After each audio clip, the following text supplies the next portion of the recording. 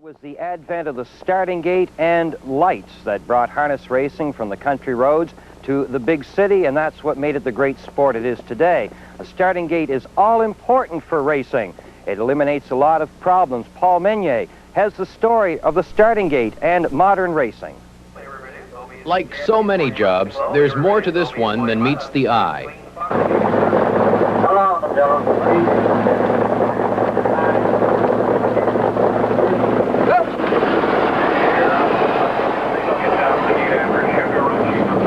In fact, the eyes play a key role in handling the duties of the starter.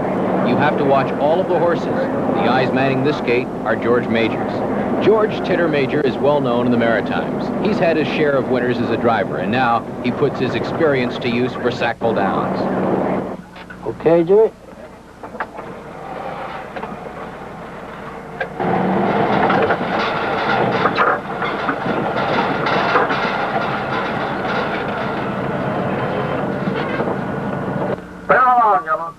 The starter has to be alert. There are a lot of things to look for. Try to make sure that they're all on stride and on the gate, and there's no broken equipment, no interference.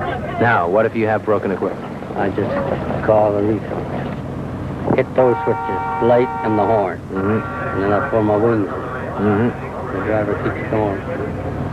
And then I pick up the mic there and tell the judges what horse and... Now, in the instance of breaking stride, the same thing? No, the horse breaks stride. He's on his own. On his own, if you don't interfere. Another horse. Now, if there is interference, then what happens? I come back, recall. If there is no interference, he just has to find some clear space, regain his gait, and go again. He's on his own. The other half of the starting team is the driver. He yells signals to the starter to let him know at what part of the track they're at. It's a countdown to the wire. When they're there, the starter lets go of his accelerator control, and the driver takes over. It's not a difficult job if the gates close.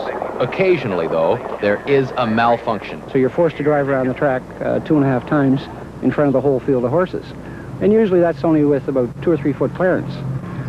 So it can get pretty dicey, especially on a muddy night. And there's another thing, on muddy nights, going into the turn, it's right after the wire, it's very quick, so therefore the only way to get around the turn is to put the car to the floor, because you sort of float off the turn if you don't. So you have to, and you're throwing mud at the horses, and they can't see, the drivers can't see, but that's about the only way you can get away from them. And you put a big fishtail behind, and sometimes I think the horsemen have their eyes closed, because it's very difficult for them as well. First time it happened to me was in Charlottetown, and the gate just stalled and just coasted to a stoplight, and I was leaving out 6, and they started to pull the gate to the outside and kind of jammed me off between the fence and the starting gate. So I had to take back and go inside, but that was my first experience with the starting gate. A little scary. That was a little scary, right. The starter gate is relatively new in harness racing. 25 years ago, the drivers lined up their horses, and officials up in the judges' stand looked for starting infractions. Judges up in the judge stand had the bell there and rang the bell as for no start.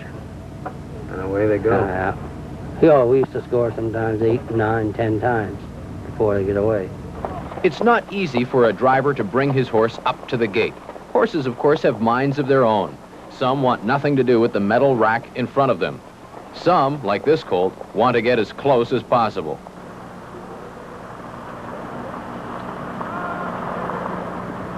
Although in replay the horse didn't appear to interfere with its neighbors, George decided on a recall. And if an official thought the horse did not have a fair start and there'd been no recall, all monies bet on that horse would have been refunded. In other words, from the starter's point of view, any questionable start merits a recall. Certainly in this one, where the horse actually rode up on the wing, a recall was valid. So there you have it, the starter's gate, ensuring the horses get a fair start. Here's one more view from inside the gate.